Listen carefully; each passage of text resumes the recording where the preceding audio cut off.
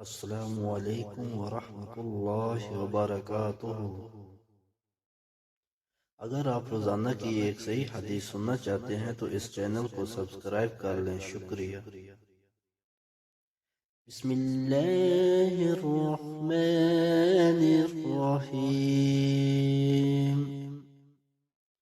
آقا کی ذات پر محبت سے درود پڑھ لیں۔ الصلاۃ والسلام علیک یا رسول اللہ وعلی آلک واصحابک یا حبیب اللہ۔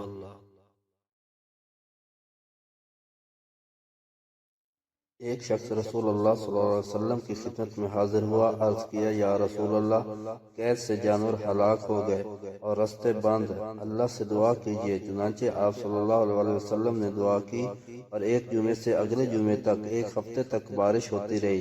پھر ایک شخص نے رسول اللہ صلی اللہ علیہ وسلم کی خدمت میں حاضر ہو کر عرض کیا کہ یا رسول اللہ، بارش کی کثرت سے رستے بند ہو گئے اور مویشی ہلاک ہو گئے۔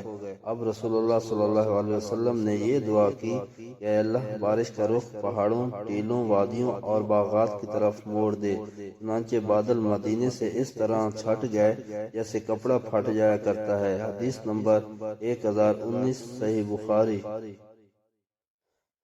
اگر ہو سکے تو اپنے والدین اور آقا کی ساری امت کے ایصال ثواب کے لیے اس حدیث کو زیادہ سے زیادہ شیئر کریں۔ جزاک اللہ خیرہ۔